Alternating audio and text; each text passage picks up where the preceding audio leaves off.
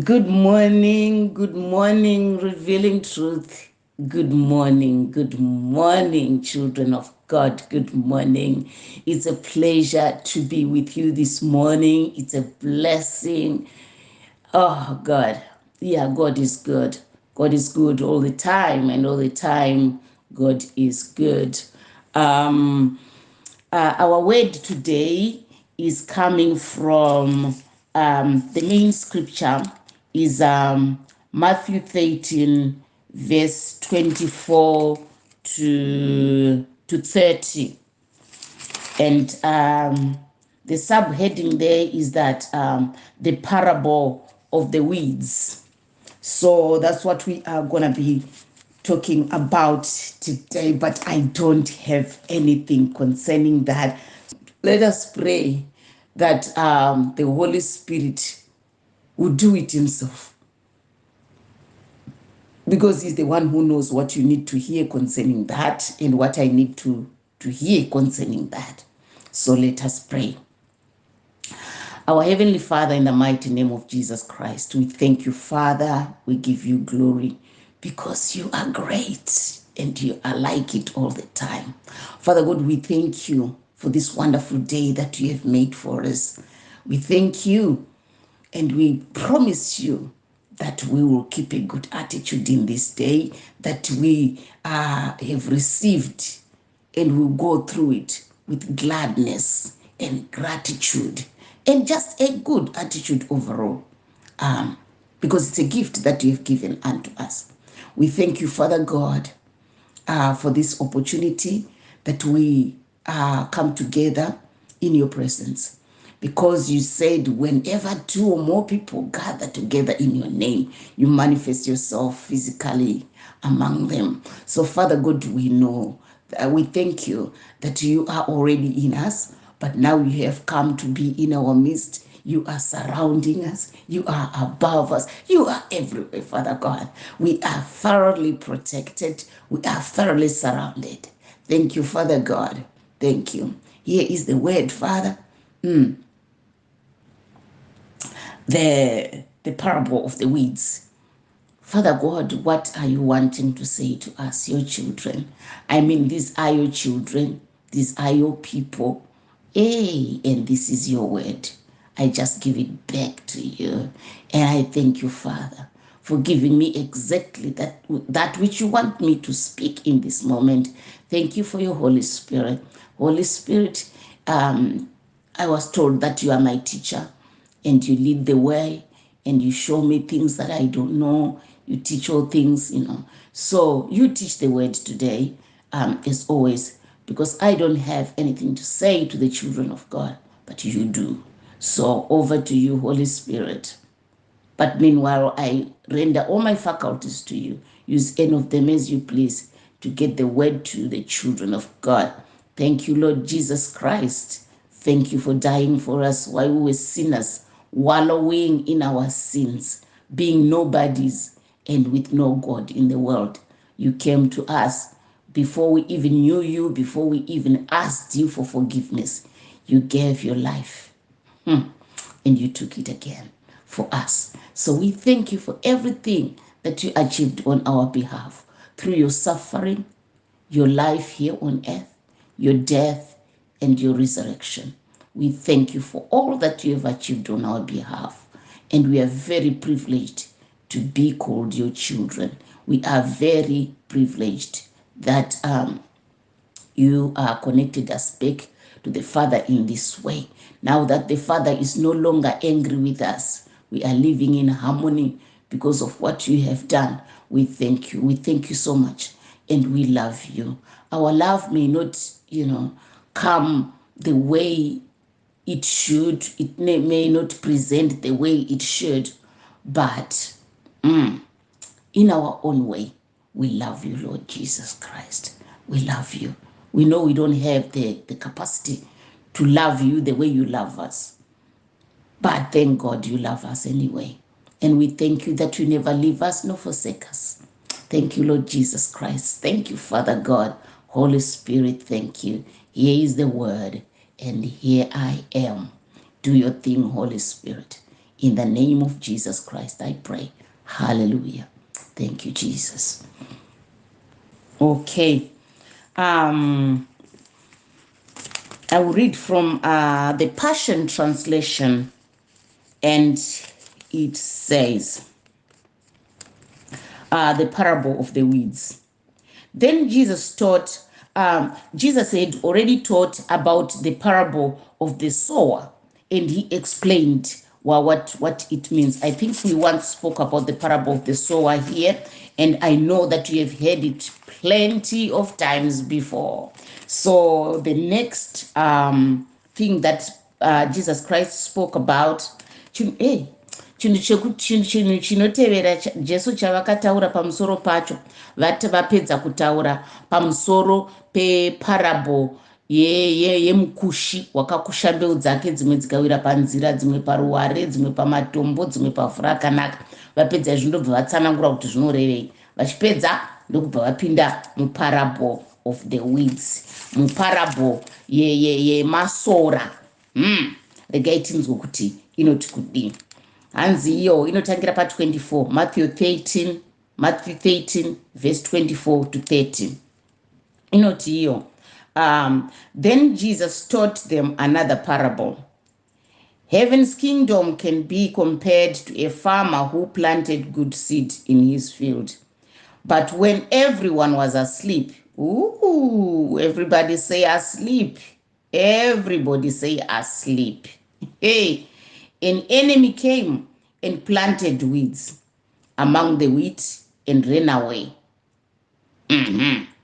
When the wheat sprouted and bore seeds and bore grain, the weeds also appeared. So the farmer's hired hands came to him and said, "Sir, wasn't that good seed that you sowed in the field? Where did all these weeds come from?" He answered, "This has to be the work of the enemy." They replied, "Do you want us to go and gather up all the weeds?" And the farmer said, No. If you pull out the weeds, you might uproot the wheat at the same time. Let them both grow together until the harvest. At that time, I will tell my harvesters to gather the weeds first and tie them in the bundles to be burned. Then they will harvest the wheat and put into my barn. Hallelujah, hallelujah, hallelujah. Vana vaMwari, nyaya yekutaurwa pano nyaya inotyisa. Tanzwa kuti hanzi isusu vanhu vese pavanga vakavata, mukushi wakakusha mbeu dzake zvakanaka-naka, asi vanhu vese pavanga vakavata, hanzi akakusha mbeu dzake dzakanaka, akakusha mbeu dzake dzakanaka mumunda wake. Ndokubva vanhu vese pavanga vakavata, muvengi wakauya ndokubva akushawo dzake dzinonzi masora, ndokubva atiza. Zvino zviyo zvakunochitanga kubereka, ndobva vaona ivo kuti masora akabva aonekwawo ipapo, vakashaya kuti kumasora abva kupi kwaya. Vashandi vakati, todzura here masora aya, nhai mambo? Zvikanzi aiwa, regai zvikurirane, musatombobata masora, regai zvikurirane zvakadero. Kana nguva yekukohwa yasvika, hanzi nekuti kana mukadzura mungadzura zvese nezviyo.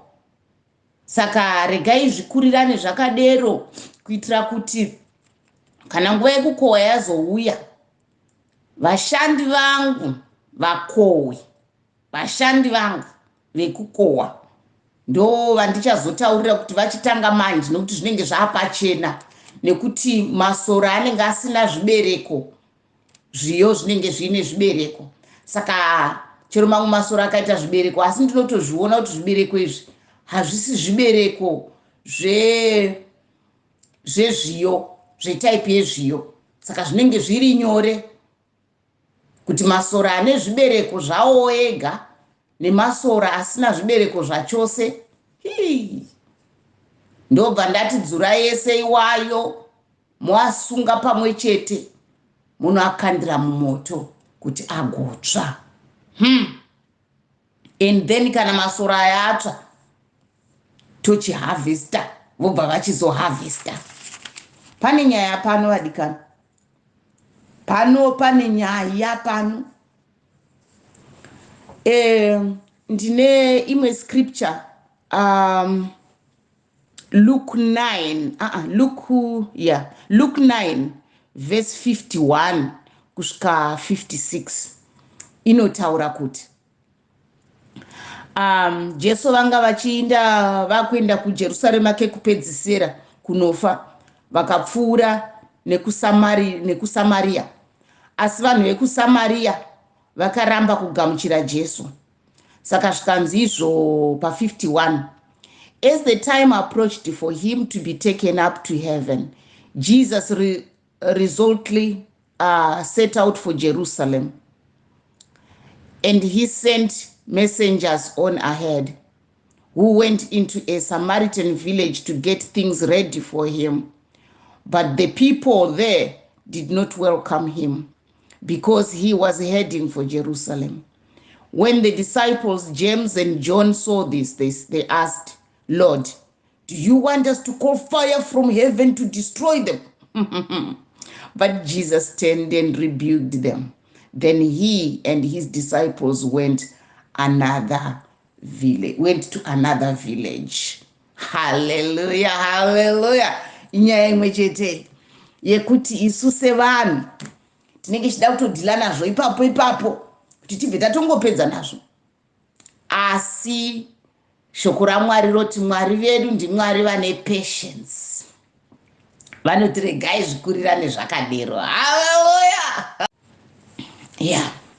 Hama dzangu, tinotenda neshoko rakanaka mangwanani ano. Asi shoko riri kutiyambira. Shoko riri kutiyambira rinotiro mukushi wakakusha mbeu dzake. Hanzi wakakusha mbeu dzake dzakanaka. Mukushi wakakusha mbeu dzake dzakanaka. Tinoda kuitangira ipapo. Hama dzangu, shoko raMwari muna Genesis rinotiudza kuti Mwari pavakasika nyika, vakasika vanhu. Vakatarisa kudai, vakatarisa Adamu, vakati behold, this is good. Ndobva vasika naEvha wacho vakati behold, this is good. Zvinhu zvese vakati behold, this is good. Vakasika zizi vakati behold, this is good. Vakasika bere vakati behold, this is good. Vakasika zvese vakasika vakapedza vakaona kuti it was good. Hama dzangu, zvakagara zvakadaro zvinhu zvakanaka. Muvengi asati apindira, Adamu naEvha vachizvifarira zvavo vari mugadheni vachitaura nadedhi in the cool of the day. Behold, it was good. Until Satani adecide, afunga kupinda munyoka kuti anonyengera, zvinhu ndobva zvatanga kushata. Saka tinoona kuti chero Satani achiuya, haana kuda kungouya mweya wake uchingotaura ngoti ndini Satani ndauya kuzoti, haana kudaro. Akapinda munyoka. So that ivo havachaoni kuti ndiye.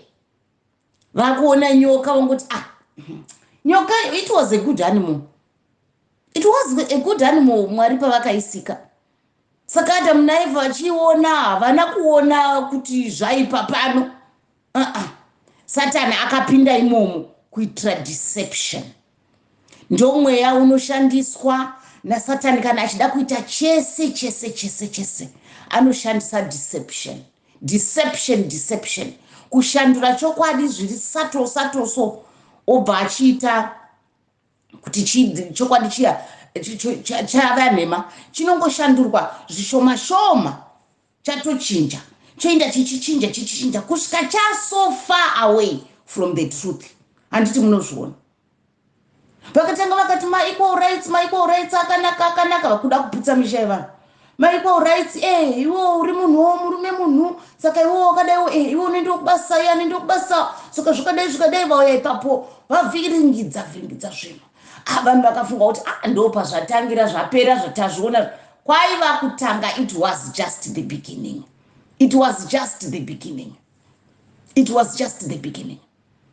Zvabva ipapo zvabva zvauya uku nekuku vachibonderedza vanhu mudzimba imomo. Mamarriage achanyatsoita zvakanaka.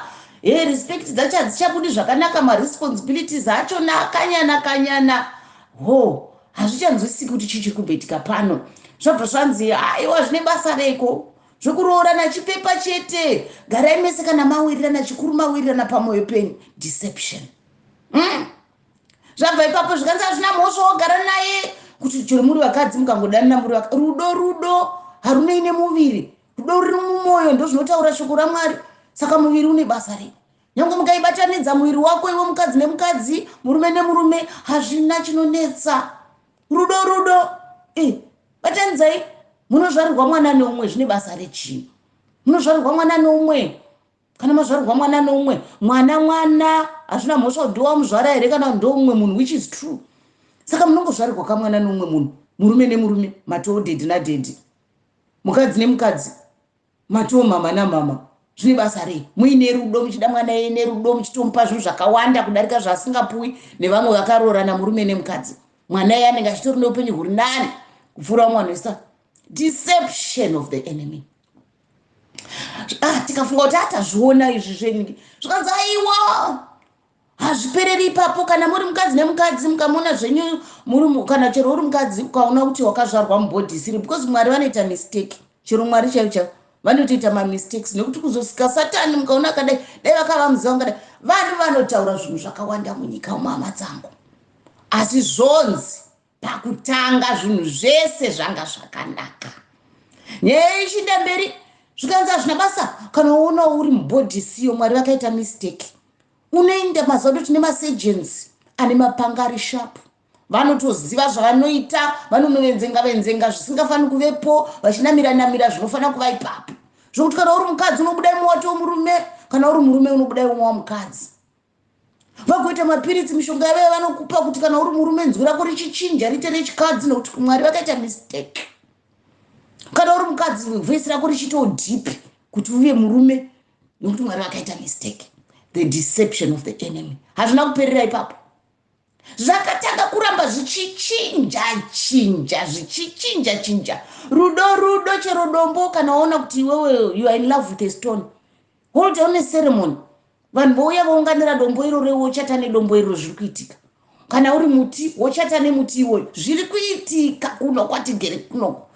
Vanhu vachichata, murume mukuru mukadzi mukuru anochata nembwa yake, anochata nekiti yake, anochata nemuti. Hama vadikani, zvanzi nababa zvinhu zvese zvanga zvakanaka. Asi zvikanzi vamwe vanoti Mwari vacho varipi izvozvi vachirega zvinhu zvichipa kudai kwazoita materoristi. Zvanzi regai zvikurirane vadikani, regai zvikurirane. Nekuti kana mukakasirisa mungadzura zvese Mashawi nezviyo. Haleluya vana vaMwari, mungadzura zvese Mashawi nezviyo. Praise God vana vaMwari. Tinoona isusu vanhu, kune vaparidzi vakatumwa, kune maticha akatumwa, kune maprofita akatumwa, kune vaparidzi ndo maevangelist vakatumwa, kune vadzidzisi veshoko raMwari, kune vanhu vakawanda. Kune vanhu vakawanda vakatumwa panyika pano kuzotsiura nyika, kuzodzidzisa nyika, kugara muuvepo hwaMwari, kugara mukuda kwaMwari. asi nyika nhasi haidi kutsiurwa vadikani. Mwari vakatozviziva vakati munozopedza nguva muchidistractwa nokuti ukatsiura munhu asingadi kutsiurwa muromo wacho uri razor sharp and ari quick to defend him or herself, very defensive, very guarded. Hapana chaunotaura chikasinka, ukataura chako iye nechake chinokaunta, ukataura chako iye nechake chinokaunta, ukaita chako iye nechake chinokaunta. Pamwe anotouya une chakafanana naichocho zvekuti kune vaya havo vanenge vasati vakura chinonzi discernment mavari vanoona zvese zvakafanana. Saka Mwari vakati aiwa musamhanya-mhanya, regai vakadaro, vakaura vaya vachinyanyawo kuora kwacho ikoko vari kuitawo zvakanaka vachiramba vachiita zvakanaka izvozvo. Asi zuva guru richauya, zuva guru richauya rekuti uya anga achiparidza asi iye unonocheka, uya anga achiticha asi iye unonocheka, naiyewo muparidzi naiyewo mutichi anenge ari mukati kuvanenge vachichekwa. Vakapiwa sekera vatakanzwa muna Revelation vakanzi nguva yakwana, kana nguva yakwana pemba yoridzwa kuti tsverere, zvonzi chindai zvino munocheka. Haleluya, haleluya. Nezuva iroro vadikani, nezuva iroro ndo rakataurwa riya zvikanzi there will be gnashing of teeth, kugeda-geda kwemeno. Haleluya vana vaMwari, kugeda-geda kwemeno nezuva rekudzurwa kwemashawi. Saka zvino vadikani handei nayo mberi nyaya zvikanzi isu vanhu tisina patience tinenge tichida kuzvigadzirisa ipapo. Pano pane yataverenga iyi muna Luke 9 tanzwa vadzidzi vaJesu vachivabvunza kuti Jesu zvamarambwa muSamaria munomu, shall we call fire from heaven, kuti moto unobva kudenga ukonsume Samaria yese nekuti yakurambai, vagoziva kuti ndimishe. Haleluya vana vaMwari, isu tinoda kupruva, vanhu venyama tinoda kutopruvha kuti kana ari munhu akanditaurira zvandisingadi ndoda kutomutaurira ipapo abva azviziva kuti nanditwe izvozvo.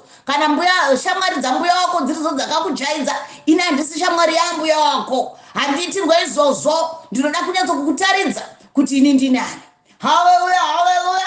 Kana tikaona vaya vanenge vari pakurashika vachiita maitiro avo, tinoda kutokurumidza kwataridza chaizvo chaizvo kuti aiwa kaudaro hino kudenga kuna Mwari unoenda kuhero nezvizvizvi, asi zvonzi rudo rwaMwari ndirwo runoendesa vanhu runoita kuti vanhu vaite repent. Rudo rwaMwari kwete kuvhundusira vanhu negehena, hakusiko kunotendeusa vanhu. Mushoko raMwari munonzi the love of God ndiyo inoti leader kana yakati leader kurepentance. Rudo rwacho nderwupi? Zvikanzi pataiva vatadzi tichiungudza tiri muzvinhu zvedu, Mwari vakatuma Jesu. Jesu ndokutifira, vakatiraramira, vakatifira, ndokubva vakanotora maki ehero, maki kuhero, maki eupenyu nerufu. Saka zvino ndobva vatidzosa kuna Baba vakatiwadzanisa, vakataura kuti zvino ndinoziva kuti mimi hamugoni mega. Saka takamirira kuzochekwa, takamirira nguva yemucheki mukuru kuti kana kana taibva nguva yekucheka yakwana, iye zvinofanai muchitoshandisai ini kudai muchiinda neni, ndinenge ndakakuberekai. Kana uchiinda kuna Baba haikona kuenda wega nekuti havakuzivi, vanoziva ine. Saka uye ndikubereke tiinde kuna Baba. Kana uchida kuenda kuna Baba ndiudze ndikuberekeni, zvandinazvo zvese zvandakufira nazvo, zvese zvandawana pandakufira apa, zvese zvandakunda ndio zvandakupa ini, ndakunda on your behalf. Saka iwe chichengetedza zvandakukundira izvi, uchigara mazviri uchizvienjoya, nekuti shoko robva ratotaura kuti as Jesus is so are you in this world. Sezvakangoitawo Jesu izvozvi in this present day, ndizvo zvawakatoitawo izvozvo munyika munomu. Ungaitaura iwe pamutendi wanhasi unorumwa, uda kuita Jesu, uda kuita isu Mwari ndovanotora zvekwaJobhu zviya zvekuOld Testament. Mwari uyai, Mwari Jesu vari kuti ndakugara mukati mako iwe, zvese zvandakawina, zvese zvandakakunda, ndiwo akakunda nokuti ndaiitira iwe. Ini ndisati ndauya panyika ipapo, chero pana ndichigara ipapo ndakatokunda kare, asi zvandaita izvi ndaiitira iwe. Saka ndapedza ndikati ndobva ndaenda. Asi handina kuenda kure nokuti ndakapinda mukati mako nawe zvino ndapese pese nokuti ndamweya. Ndiri kudenga, ndiri pauri, ndiri mauri, ndiri kokoko, ndiri munowoyoyo, ndiri kokoko. I am everywhere and I'm everyone. Akandidaidza. Saka chirega kunetseka. Uchiti Henzo uyai pano, ndiri pano kare, taura. Unodei ndikubereke tinde kuna baba. Unodei ndikubereke tinde kuna baba. Ndipo unoona imwe shasha ichitoramba hayo kuti hanzi naye aiwawo Jesu, kweye Jesu, ndakasangana nenyaya inotyisa ndikanirega ndikutaurire. Ndakaenda kusupermarket musvondo ine, ndikasangana nevamwe vamujaya vaya, ndikaona vari pedo neni, ndikavabvunza kuti makapone, zvikanzi chii ichocho, zviizvozvo. Ndikabva ndavatsanangurira zvikanzi ini handii kuti kupona. Yes, I have a personal relationship with the Lord. Zvakanaka. How do you relate to the Lord? Through Buddha, through Muhammad, through Hare Krishna, through Jesus Christ. How do you do that? Zvikanzi hazvina nebasa rese. Akatanga kukudubura mamwe mavhesi anotuka, mamwe mavhesi anotaura zvinhu zvaanoda kuti iye ataure. Basa reshawi. Haleluya vana vaMwari, haleluya. Ndakasangana neshawi musupermarket. Ndotaura neshawi zvikanzi Bhaibheri rinotaura kuti mubayiro wezvirufu, right? Ndikati zvikanzi rega ndikutaridze. Saka akafa ndiani? Akatanga kutadza ndiani pano panyika? Satani. Saka Satani akafa. Satani haana kufa, asi akafa ndiJesu. Saka zvinoreve chinditaurire. Hama dzangu, munyika mune zvigevenga zvinoramba Mwari, zvinomukira Mwari. Zvigevenga zvine njere dzinoshanda zvinhu zvisinei nekuti njere dzemunhu akasikwa naMwari dzishande izvozvo. Muromo unotaura zvinhu zvisinei nekutaurwa nemunhu akasikwa naMwari. Asi wotarisa shawiri yamusupermarket, Mwari vakati ndakasika zvakanaka. Pane chakaitika. Munhu akakoraptwa pfungwa dzake nemuvengi. Saka kufunga kwake kwakuchenjera kwepanyika kuno kwakataurwa kunzi kuchenjera kwevakarasika, upenzi kuna Mwari, nekuti upenzi iwowo wokuti ufunge kuti Jesu vakafa saka ndivo vakatadza. Satani haana kutadza, saka he is the right guy. Where do you go with that? Musi mukuru uchauya vadikani, musi wokucheka. Zvanzi regai zvikurirane. Chero neshawiro takaparadzana tichibhaibhisana tichisekererana. Asi ndikati musi wako wokufa kwako hanzvadzi yangu, ndinonamata kuti kuna Mwari ndinge ndiripo, chero ndiri senhunzi iri kumadziro. Ndigokuona uchibhanduriwa mushe uchinokandwako nokuti maitiro ari kuitaya haasi right. Ndo yainzi in the Old Testament blasphemy. Anenge akutotakwa nematombo.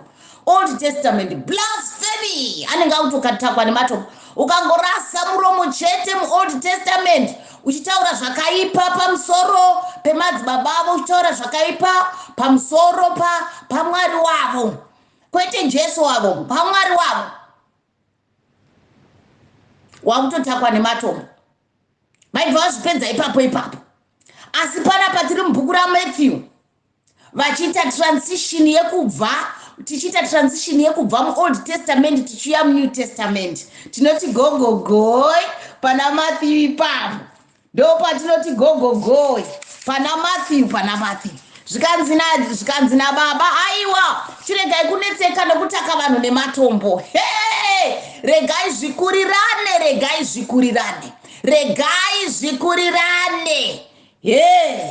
Chero matombo emashoko, musatambisa mashoko enyu. Muchikakavara nemunhu asingadi kudzidza.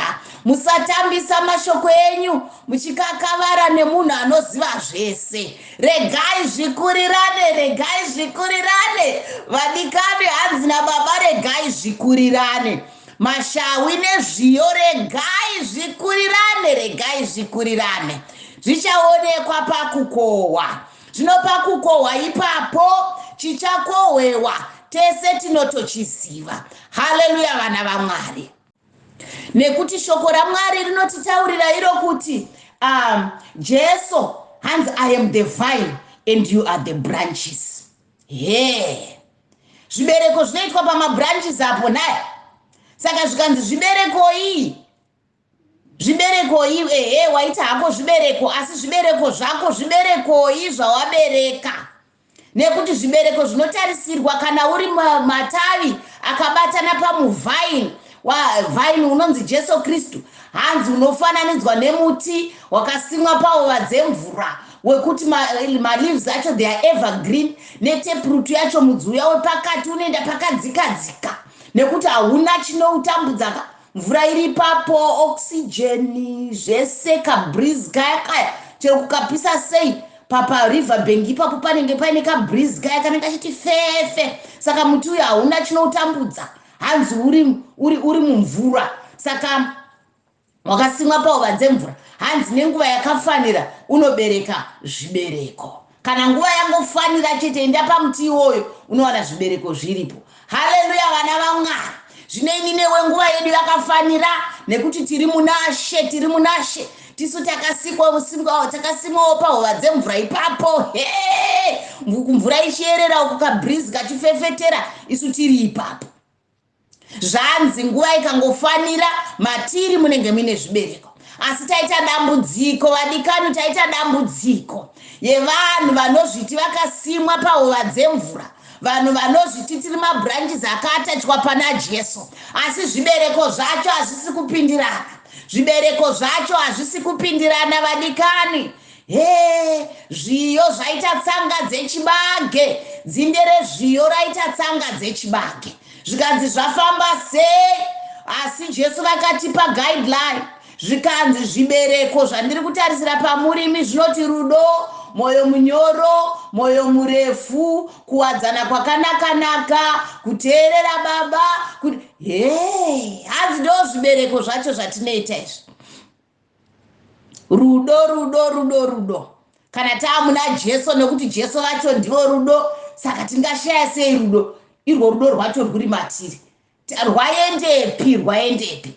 Zvinorikura kuti pane imwe midzi.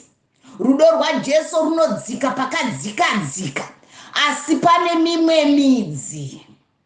Haleluya. Yatandirawo pamusoro ipapo perudo rwaJesu.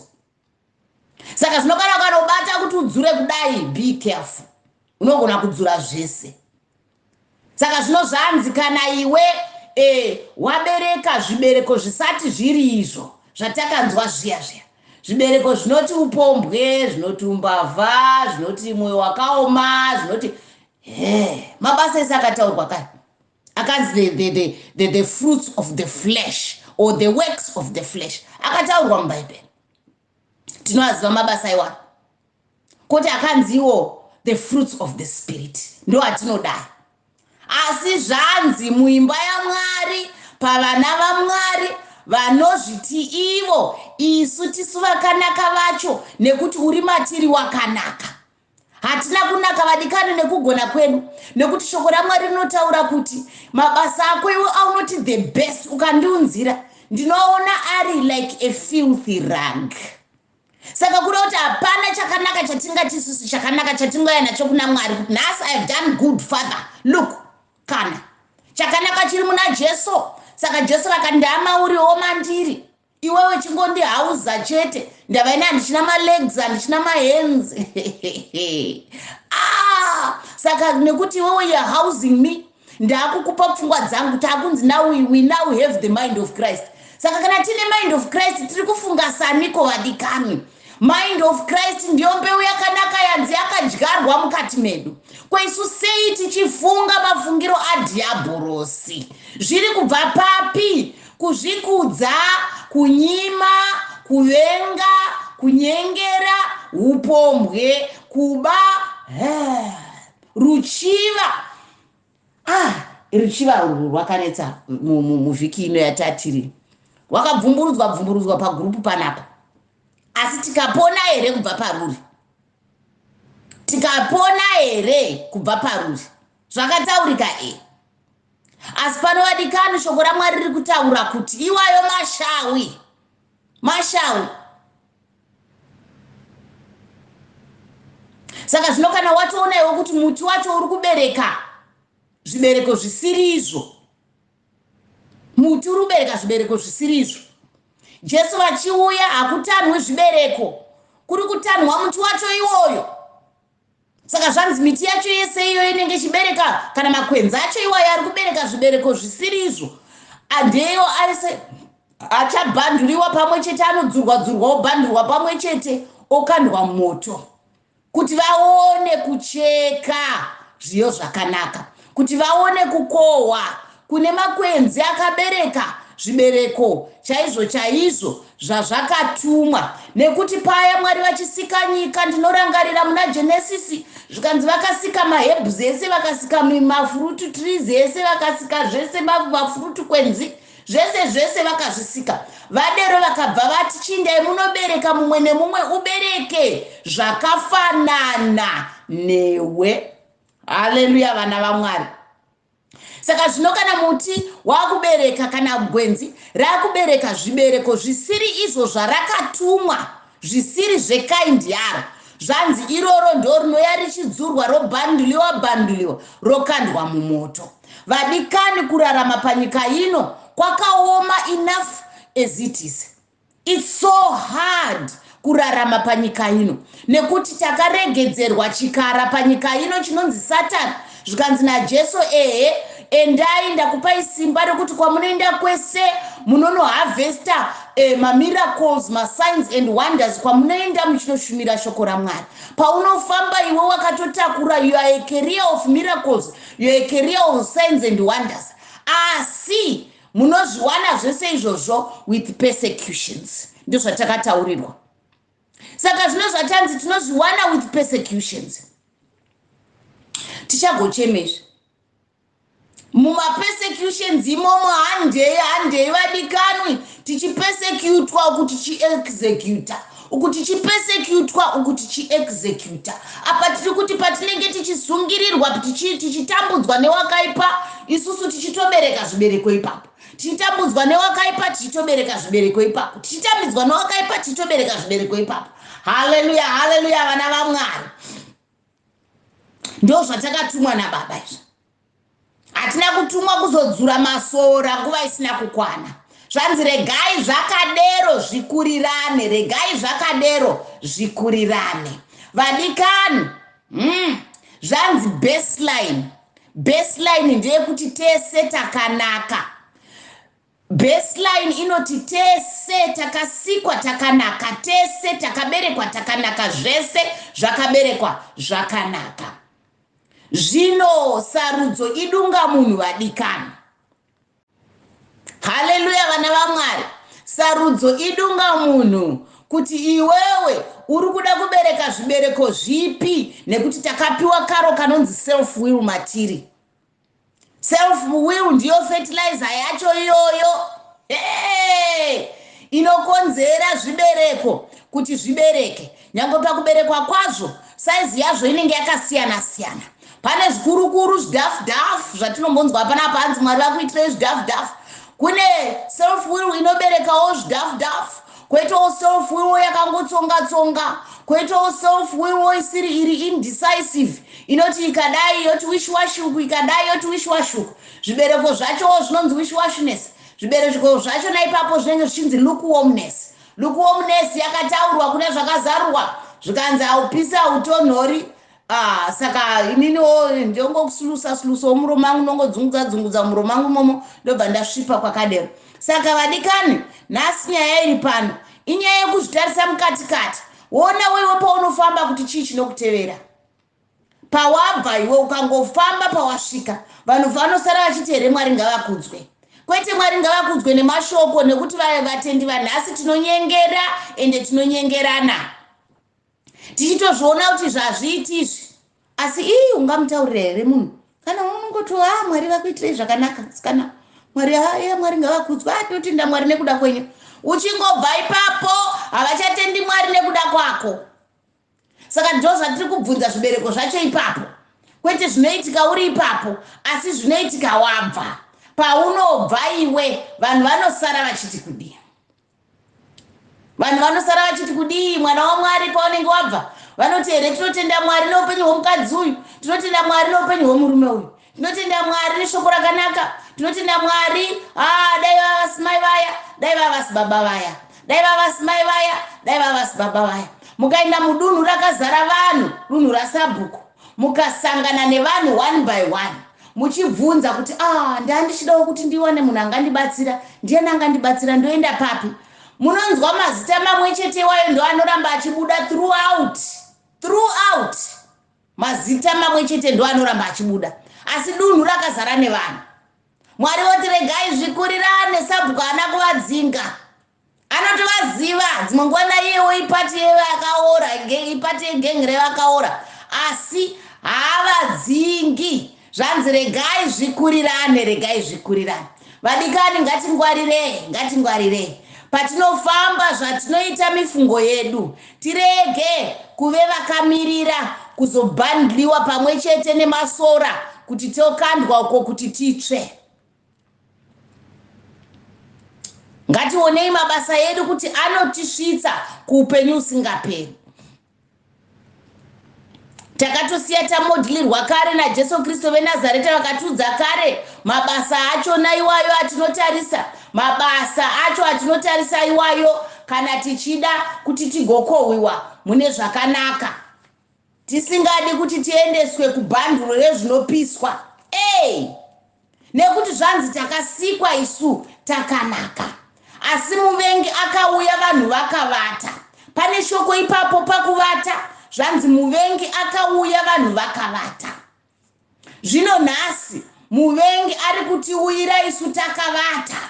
Zvonzi mukai vatendi. Kune rumbo rwaitoimbwa ruchinzerwa, handiziva hangu nana mubvera ndapinda vana Dhachi nana Wisiri, asi ndinoziva kuti kune rumbo rwanzi mukai vatendi, vari munashe mukai nekuti tikakotsira. Vadikani, muvengi anouya akareka havhuku. Cheremo mugurupu redu rino ratinoti revealing truth rinei, ngatimukei vadikani.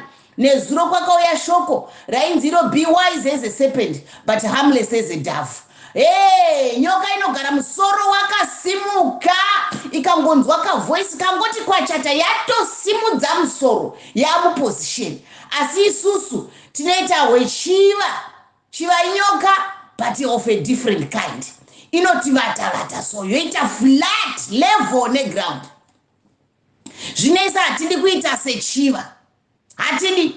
Mutsamusoro, discernment yako ngaigare iri 100%. Muchifunidza munhuwi wako, munhuwi wako, mweya wako ngaugere uchifunidza. Satani anonhuwa, zvinhu zvake zvinonhuwa. Munhuwi wacho ndewe a certain kind.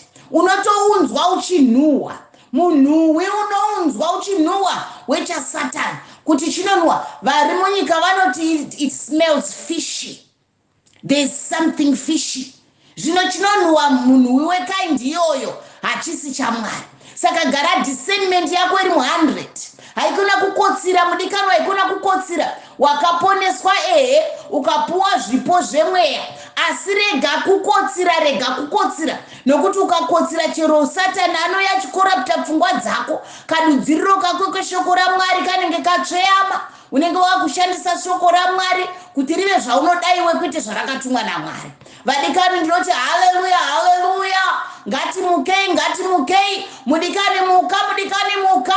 Hope fifi. Zvakanzi muna zvirevo hanzi unonzwa zvonzi regani mboti rare, regani mboti zorore. Nhamo inouya ipapo, unokaruka yazara mukati memba, iwe uchimboti rare, uchimboti zorore. Paunoti rare, paunoti zorore, tuhope fifi, tunenge tuchinakidza. Asi result yacho vadikani hainakidzi, result yekurada kwakadero hainakidzi. Saka ngatimukei, tirege kuita saEli airara paaltar. Mwari vari kunetseka kutaura naSamuel, idzo dzakarara hadzo dzinotozonomutswa naSamuel kuti Mwari vari kutaura, muri kundida naere naidedi. Eli akati handisini, dzokera vati ingono nedzo. Samuel adzokera kuvata, Mwari vataurazve, Samuel is too young. Ari kuda munhu mukuru paari anogona kududzira kuti Mwari vari kutaura newe mufana wami, Mwari vari kuti zvakati mufana wami. Tinavo here vakadero mukati metemberi yaMwari nhasi vakagara kunecha vaya vari kuuya vachiri vachechesa samere asi vanonzwa inzwi raMwari. Ivo vakura vacho mukati mezveshoko raMwari muripo here kana kuti marara paaltar sasamere vanhu vari kuuya vachitendeuka vachibudazve kudzoka vachibuda muimba yaMwari nokuti havana kurwana rudo rwavanga vachitsvaga. Zvakanzi nemumwe mwana waMwari muRevealing Truth muno zvikanzi takabva kunyika takabva kumafamilies tichitiza ikoko tichitiza godo iroro tichitiza kusadiwa ikoko tichitiza kuignowiwa ikoko tichitiza kungonzi hihi ikoko tikati rega tiende kwatakanzwa kuti kune mbeu yakanzi yembeu yerudo venokuti vekwaJesu ndevembeu yerudoka ndiyo mbeu yacho yakadyarwa matiri iyoyo. Zvikanzi rega tiende ikoko zvikanzi asi tauya muno takasangana negodo reimwe kind neruvengo rweimwe kind. Vana vaMwari ngatiregei kudaro kuita sailai kurara here tiri paaltar torara here tiri paaltar takatumwa tine responsibilities vakapona tine responsibilities vacho tinozviti takayaruka muna Mwari tine responsibility kune vachiri kuuya tine responsibility kune vari kurasika kwete kuti tivacheke asi nerudo tinoenda tichitsiura zvakaipa murudo nekuti chero chinhu chese zvakanzi chitaure murudo. Taura murudo chakaipa ichocho asiwo kana wataurira shawi enda wakasimudza musoro wako senyoka paunoenda kunotsiura nekuti ukatsiura shawi unochiona musi iwoyo ukatsiura shawi unochiona ukadzidzisa shawi unochiona nekuti tine muimba yaMwari mukingdom yaMwari iye zvino nekuti yakakoraptwa nemuvengi. Tine anonzi maFTT mafailure to thrive 50 years anenge achidziverenga. Hands I have been walking with the Lord for the past 50 years. Since I was born in the Lord. My parents were pastors. My grandparents were pastors. Neni ndikazvarirwa ipapo. Asi tarisa zvibereko zvacho zviri ipapo. Paine shawi here kana kuti zviyo zvaberekawo ipapo tinotozviona. Kindness tiri kuiona here ipapo. Love tiri kuiona here ipapo. Joy tiri kuiona here ipapo. Long sufferingness tiri kuiona here ipapo. Kana kutoti kadiki kakangoitika yowe watobata musoro. Kadiki kakangoti yowe watobata musoro. Hanzi Regai Zvikurirane. Hallelujah vana vaMwari. Hallelujah.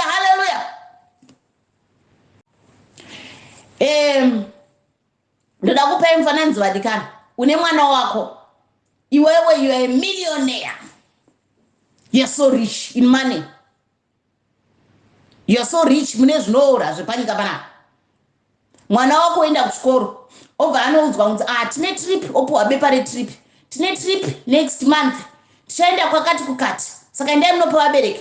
Mwana wako agouya achichema akabata musoro pagedhe yawe akabata bepa riya yawe kukati kuzvaita siko mwana zvanzi tine trip zvino tichabhadhara dei yawe akati ndinoda kuenda kutrip zvino tichati apa iwe uri millionaire unonzwa sei?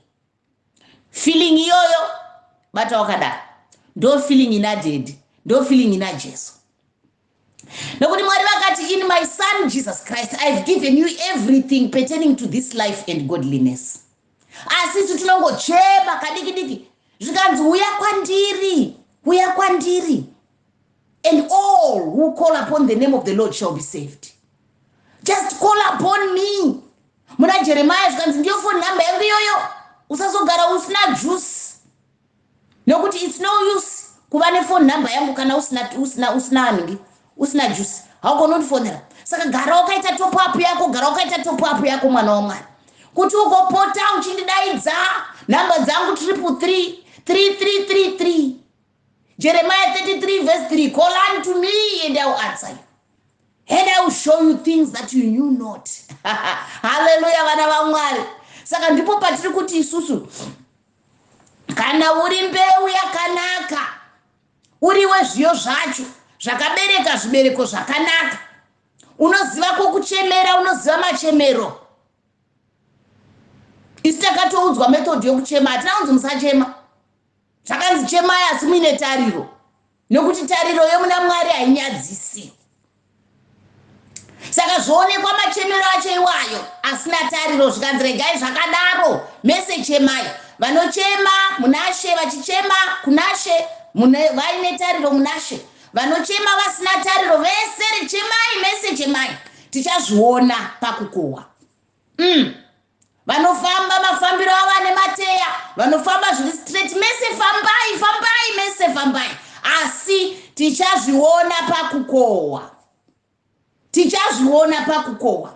Mese ndakakupai manzwi ekutaura, taurai, taurai. Ndaisa power parurimi rwenyu mese, life and death. Taura, taura. Vanotaura rufu tauraivo, vanotaura upenyu tauraivo. Tichazviona pakukohwa, taurai, taurai. Vanoda kutaura zvinyanzo taurai, vanoda kutaura maropafadzo taurai, vanoda kutaura macases taurai, vanoda kupula others down taurai, vanoda kulifta others down taurai, vanoda kulifta others up taurai. Mese taurai, taurai. Asi katauriro kacho kachavhenekwa pakupedzisira. Vakuda kudzura Mashawi first kuti vasunge pamwe chete, anokandwa mumoto. Haleluya vana vaMwari. Kuti zvibereko zvione kukohwiwa. Havadi tsvina pakukohwa. Havadi, vanoda kukohwa dendi, vanoda kukohwa zviri smart. Nekuti aripo mamwe masora so ekuti ukangoriguma kudai so kana raibva, ukangoriguma rinodonhedza zvimwe zvinhu zvisingazikanwi kuti zvinhu zviya zvikasangana manje nembeu nemasidzi, rabasa kusarudza, rabasa kusarudza. Saka zvikanzi ai ndinotanga kubvisa masora iwayo ane zvibereko asina. I don't care kuti sora rakabereka chii. Kogoita mamwe masora anobereka zvibereko zvakanaka vedu vekutarisa nemaziso. Ndio saka zvichinzi isusu we walk by faith not by sight. Munyika vobva vazoti hey, watch out, not all that glitters is gold. Hachisi chinhu chese chinopenya penya. Chiri goridhe vana vaMwari. Umwe ukafamba musango rimwe zuva kana chero mugadhini mako zvinogona kumera kana munda mako. Pane mamwe Mashawi anobereka zvibereko zvakanaka kutarisa nemaziso, zvekuti you are tempted to eat it. Asi ukachidya chimwe chinenge chiri so bitter, chimwe chinenge chiri so poisonous. So poisonous. Saka ngatingwarirei, ndinoda shoko iroro renyoka rakataurwa nezuro pano. Famba wakasumudza musoro mwana waMwari. Haikona kufamba wakatsikitsira, wake up, wake up, wake up. Nekuti anzi muvengi akauya akakusha yakewo seed, vanhu vakakotsira, vanhu vakarara, hope pipipi mumba yaMwari. Zvese zvangotaurwa, amen, haleluya, amen, amen, shuwa. Discernment iripi mwana waMwari? Wakapuwa 2 cents naMwari inonzi discernment. Uri kutengei naye? Hakuzi kungoita polite nekuti zvanzi izvo you are what you eat. Ukaramba uchidyawo izvozvo zvekunyengera izvozvo, ukaramba uchidya zvisina chokwadi, ukaramba uchidya zvinobva kune vakarasika zvakarasika, newe unotoonekwawo. Zvakafanana munhu anodya zvomumabhini nemunhu anodya chikafu chomumba, zvinoonekwa difference. Vasina kumbotaura vakanyarara, unoona nechimiro chacho. Saka zvonzi isusu ngatifambe discernment yedu iri pana 100. Interaction yedu pese patino interacta, whether by smell, whether by sight, whether by touch, whether by however, whether by taste. Discernment yako ngaive pa 100. Ndiko kugona kuti ugone kuona, nokuti ndinoda vashandi avaini vakagona kuzviona kuti pano pane mbeu yeimwe kind. Boss wedu akadyara mbeu yakanaka pano, asi pane mbeu yeimwe kind. Ndizvo zvaita chero muimba yaMwari, ndizvo zvaita chero vanozviti vemhuri yaMwari. Mane mbeu yeimwe kind, mane mbeu yeimwe kind. Mugoita dzimwe mbeu dzekuti the tongue is very sweet, very polite, very sweet. Asi chii chiri kubuda ipapo? Zvanzi isusu we don't walk by our senses. We don't walk by taste, we don't walk by feeling, we don't walk by sight, we don't walk by our hearing. We walk by faith. Faith ndiyo measurement, ndiyo measure yachona iyoyo. Faith ndiyo measure, faith ndiyo temperature yacho, ndiyo thermometer yatinoziva kudziya, kupisa, kutonhora kwechinhu. Tinomezha nefaith. Faith yacho inobva kupiyo, zvanzi inobva mushoko raMwari. Zvobva zvanzi we were all given an equal measure. Nokuti munhu wese bhaibheri harizi kutengeswa mujere. Shoko raMwari zvinova hautomboendi kana mubookshop painternet ipapo ine foni yako neshoko raMwari. Rava everywhere. And hakuna munhu anorirambidzwa. Munhu wese anobvumidzwa kuti adini zvake ariverenge. Munhu wese anobvumidzwa kuti ariverenge. Ndosaka zvinzi takapuwa an equal measure of faith. Nokuti faith yacho inowanikwa mushoko raMwari. Shoko raMwari yacho rese rakaenzana kumunhu wese. Zvinoenda hanzi zvinoenda nekuti what can you like, chaunogona kuaccommodate, chauri kuda kuaccommodate iwe kubva mushoko raMwari chii ndochiri kushanda wechocho mauri. Chawaaccommodate ndochiri kushanda wechocho mauri. Koita musanganiswa, nhasi ndikatora uko, mangwana ndotora uko, mangwana. Vana vaMwari zvanzi kune zuva rokuchekwa rinouya, kune zuva rokuchekwa richauya. Ranzi ngazvikurirane. Zvonzi izvo nemazuva ekupedzisira kana kucheka kwakusvika. Nguva yokucheka yakukwana. Vakaora vachawedzera kuora, vakanaka vachawedzera kunaka. Haleluya vana vaMwari. Kwete kunaka kwavo ivo vegasi, kunaka munashe. Haleluya. Vana vaMwari handizivi mimi. Ini kana ndiri ndoti Mwari ndibatsireivo, nditaridzei mweya mutsvene. Mashawi ari mandiri, nditaridzei mashawi ari mandiri, nditaridzei makanaka Jesu. Ndinodawo ini kuti ndiite zvibereko izvo zvinoberekwa mamuri. Ivo vanobereka zvibereko izvo ndo vakaita sei? Vanogonawo kutukwa vachinyarara ndo vakaita sei ivavo? Vanogonawo kunyeiwa varipo ndo vakaita sei ivavo? Vanogonawo ngonzi hihi vakasekerera ivavo ndo vakaita sei? Vanogonawo kungofamba vachingoti God bless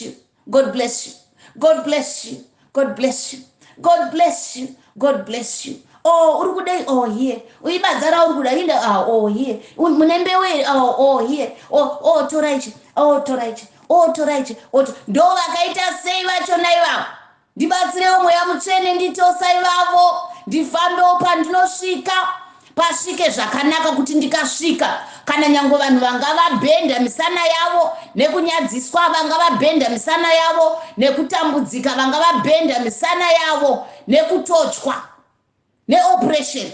Vanotanga kusimudza zviso kudai. Their countenance will be upright. Kutanga kusimudza mafaces avo, maziso achita pop out. Ndasvika nokuti vanoziva kuti chakanaka chauya, mhinduro yauya. Vanenge vachizviziva kuti mhinduro yasvika pano, kutambudzika kwangu kwapera. Ndinogara ndichiti ini ndinoshuvirawo mweya mutsvene ndibetserei kuti munhu anondirota azive kuti zvake zvaita. Kana akandirota anga achitambudzika azive kuti nhamo yangu yaperera pano.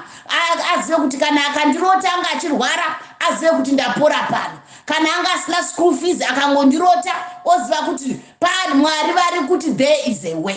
Ndicho chishuviro changu pamberi paMwari. Ndirege kuita munhu uyo kuti kana vanhu vakandirota votomuka vachinamata kuti asi vachaputsika vachidzika pamubhedha kupfugama. Kuti vanamate vachiziva kuti hondo yauya. Mwari vekudenga ngavandibatsirewo kuti nezuva iroro ndirege kubhaniliwa kunokandiwa mumoto. Ndibatsirei. Kune chatakapiwa pakati pedu. Way out iripo. Kana wanga uchirarama munonzi muleni, kana wanga uchifambira muleni yeMashawi, pane chinhu chatakapiwa chinonzi repentance. Chakatonzi naPauro, zuva nezuva tinotoite repent. Nekuti isusu chero Jesu vari matiri vakanaka. Karo kanonzi self will kari matiri kako akasi right vadikanu. Ini ndinodemba hangu dai baba vangu vasina kutipai kako. Vanga vachiti tichita kunge robot. Vachiti vakatitendeudza kudai. Vakadai taiziva kuti we are assured kuti nezuva rekuchekwa aiwaka takangoita zvese zvido zvababa. Saka hapana chatinenge yavhunduka kuti tingazobhandliwa. Asi sezvazviri nekaro kanonetsa matiri kanonzi self will vadikanu. Self will inonetsa. Zvikanzi isu takasikwa tiri 3 parts. Hanzi tine spirit, soul and body. bosi wachona ipapo ndi soul. Soul ndiye bosi. Hey, haleluya vana vaMwari. Ndosaka makaona chero Pauro akazochinjwa zita paakasangana naJesu akachinjwa kunzi Saul akanzi Paul, nekuti Saul ndi bosi. Saka bosi ndio vanosarudza kuti alright, munhu uyu ataura nene achidai so ari kundidira mweya, indoita sei? So inotarisa kunyama yovhunza kuti nyama ndoita sei, mweya ndoita sei. Saka kana soul ikavhunza mweya, isoul yakachenjera. Mweya unoti aiwa regerera, zvakanzi regerera as many times as possible. Rega akadera hana chaanoziva, muregerere. Chitotaurira baba kuti muregerere uyo azvitake, asi azvitame kusaziva, musazvitongera pamusoro wake.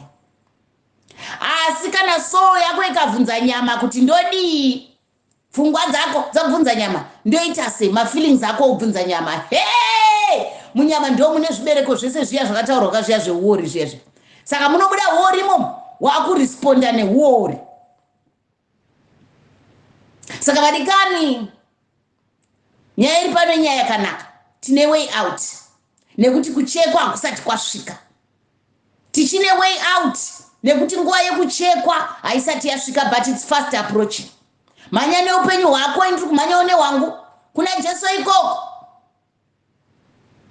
kuti nezuva rekupedzisira zvibereko zvedu zvifanane nezvembeu yakanaka yakadyarwa muna Jesu Kristu. Ndatenda hangu. Makomborerwa ere hama? I'm out.